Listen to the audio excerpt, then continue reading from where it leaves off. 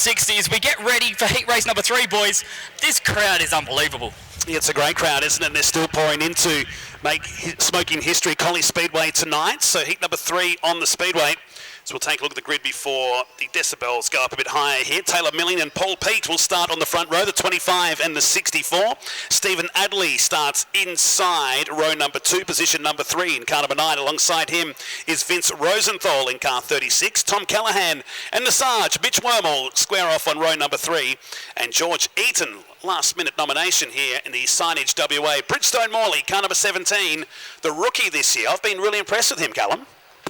Yeah, he's done a very good job all season, so I'm pretty sure he can wheel around this track not too bad, and it's good to see Taylor Milling and Mitch Wormel back. Obviously he's had a bit of time off and he's come back out, so it's going to be an interesting heat race, I reckon. Now, talk about interesting. They've just put some H2O on the track through turn 3 and 4. What goes through your mind now when you see this happen? Because sometimes it's hard to guess when the track curator's going to do this. Yeah, as a driver, you just got to take it as it comes. Obviously, you get about half a lap to a lap to roll around to see what the track's like, but you try to avoid the water.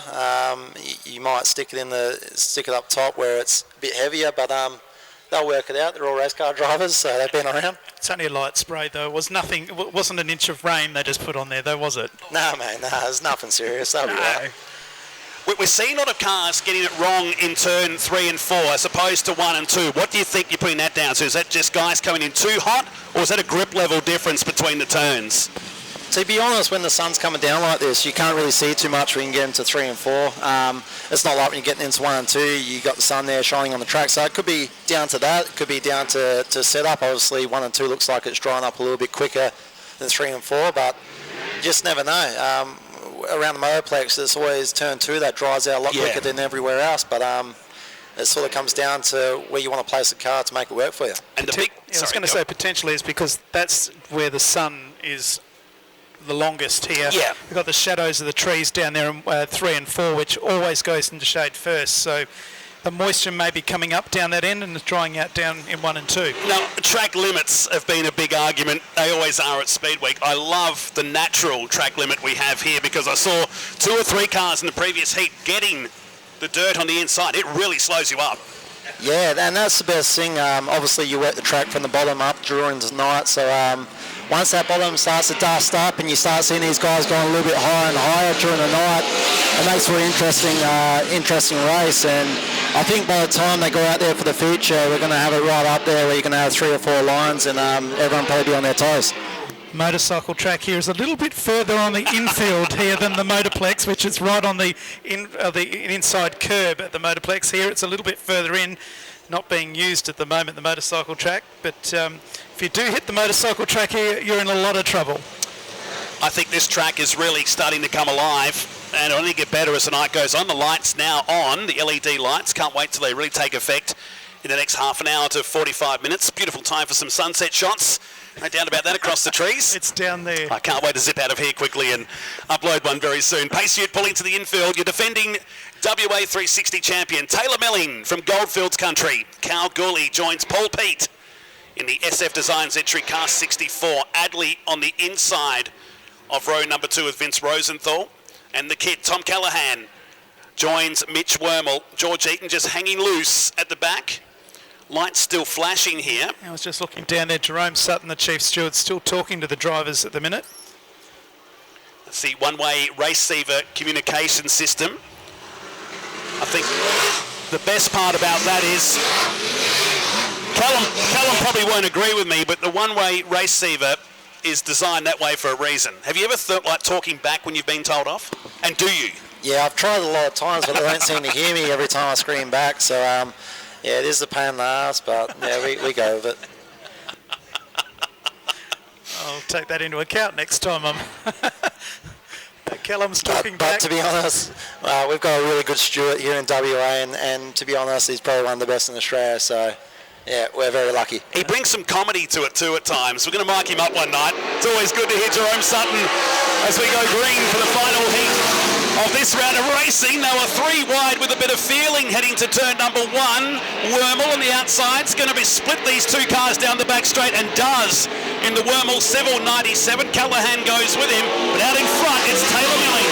Yeah, Taylor Milling has opened up a handicap over Paul Pete. The car on the move is certainly Mitch Wormel in third place. George Eaton winning pretty heavily into turn number 1, washed off some speed back there in 6, and our race leader has gone extremely wide out of Palmer's. Lost the big gap he had, still has a handy lead though. Pete in second place and Wormel third. Pete just bounces across the curb on the exit of 1. This allows Wormel with a bit more speed. Adley all crossed up at the back of the field there in front of Eaton. Through comes your race leader, Taylor Milling. About 3 to 4 seconds ahead now of Pete. We've got a car in the fence, and that's Rosenthal. That will bring out the yellows down at Palmer's turn. I just saw that car going in on the right-hand side. Yeah, backed it in. Just blocked by the pole in the box here. Maybe I should lean a bit further forward in this instance. And that kills the race for the moment anyway for Taylor Milling. In car number 25, he was just starting to put a good margin on Paul Pete in the SF Design entry. Yeah, 2.5 seconds he'd opened up in 3 laps. It's a pretty handy gap, and that goes back to 0. Some 3-wide action going into turn number 1 on lap 1. And our track crew straight on the job here to retrieve the Rosenthal car. Sorry, Rosenthal coming past us on the main straight. It's Adley. It's Adley. Yep. The other Rosenthal. Yep. Over in turn. He might actually get a restart here. Yeah, it wasn't a heavy crash by any means, but backed it in and it spun around and ended up nose into the fence. But it'll be interesting to see if he does get pushed away.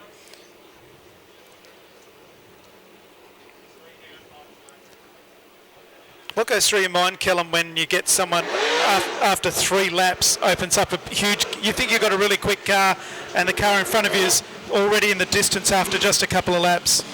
Yeah, it really sucks when people pull a big gap on you. You're going out there thinking that you're half decent, and the next moment you got someone rolling around the outside of you. So, but to be honest, it makes you go back into the pits and change your car up so you go out there for the future with a better car. So this will be the moment of truth now for the 9. That car has hit the wall, but he's just doing an on-the-run diagnostic. You can see the fuel cells being punched in the back of car number 9, so that's okay. There's a fuel bladder on the inside of that, so shouldn't be too much drama. We'll know late in the race whether the Rockingham Bulls number 9 has any more long-term damage. Should be one more lap.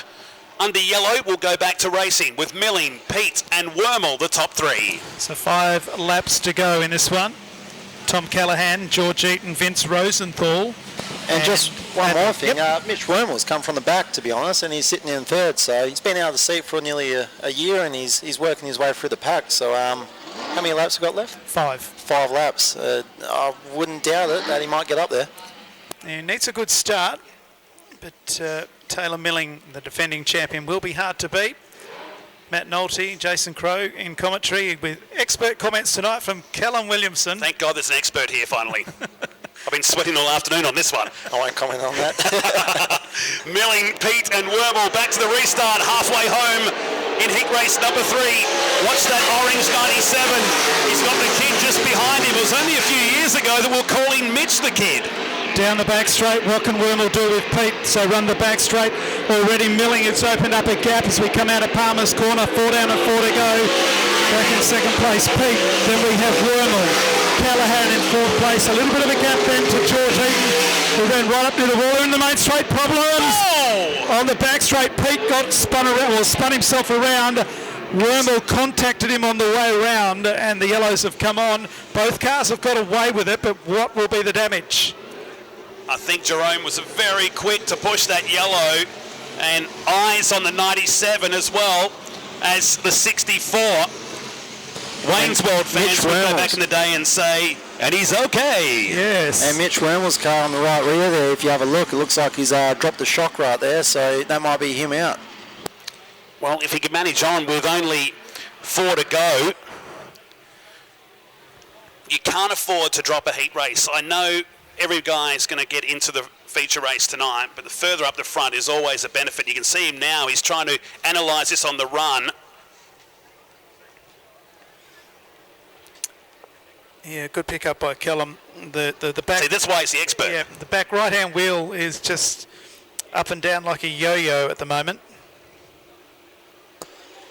To be honest, when you got 2 to 3 laps like this and you're a race car driver, no matter how banged up the car is, you try to get it to the end. So I think he'll run it, but he's going to struggle with that broken right shock. There it is, just dangling. If you're down at turn number 1, you can see the shock absorber dangling. He's giving the car a bit of a squirt to make sure it's okay. Callahan will sniff this. He knows another position is potentially up for grabs here with Milling, who's worked for this one. Eaton 4th, Rosenthal, Adley and Paul Pete nursing his SF Designs car home in this heat race.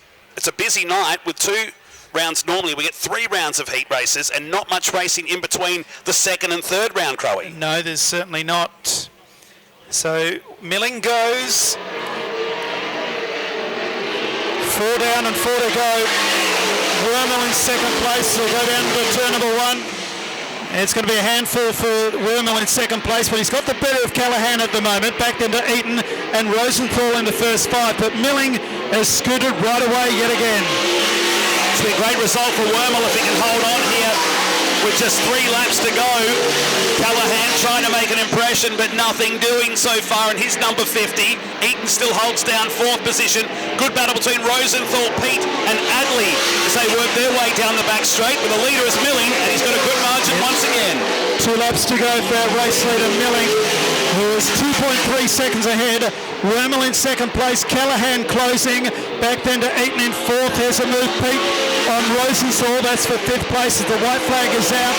Our race leader is Scott Milling in the Taylor Milling in the 25. 3 seconds in front, comes out of turn number 4 and takes the checkered flag. So Milling, first time in 25, wins very easily. Good job by Wormel in 2nd place to get that car across the line. Callahan 3rd, back into Eaton, Pete, Rosenthal, and Steve Adley rounds out the 7. Eaton just has a little spin and Cardinals turn post-race aboard his signage WA entry. Taylor Milling in a marathon race, getting the job done in car 25, and he's going to do the reverse scales here. And at least we'll get to see the driver on this side when Morgan Melvin heads down there in just a few moments' time. So Milling from Wormel, Callahan, Eaton, Pete in 5th place ahead of Rosenthal and Steve Adley. I reckon the car weighs the same, doesn't matter which way it goes on the scales. It's effective because it helps Morgan Melvin on this side because he'll be able to hear us nice and clear. Down to you, buddy. I love it when I can't hear you and I know you're making fun of me. It makes my life so much more fun up here. Totally work. We're Midland, car number 25. It just feels so unanimous to say the W25 and totally work where when it comes to this team. But the state title holder takes off the best possible way in his defence. Taylor, number 1, best way to start off your title defence. Number 2, you've done it from pole. You had to take those points when you could. Yeah, that's it, mate. We had to make the most of that front row start, but that obviously means we'll be off the back of the neck, so we're going to have to try and pass some cars to keep up with the fellas that won the other 2 heats. What's the track like? Do you feel right now we'll be able to pass from the back? I think so. I think we'll have to make it happen at the start of the race. If there's a quick guy off the front, we might struggle catching him. With so small fields as well, it makes it really a little bit easier to get through, but still it's no easy task getting through cars. No, that's right, mate. And the way the track is at the moment, hopefully it widens up a little bit to give us something to race on later. Best way to start your title defence. Taylor Milling takes the win in heat race number 3. That rounds out our opening round of racing here from Collie. Round number 2. And heat number 2. Oh, you want me to stop talking, do you? That's okay. What are you trying to say? You're going fine.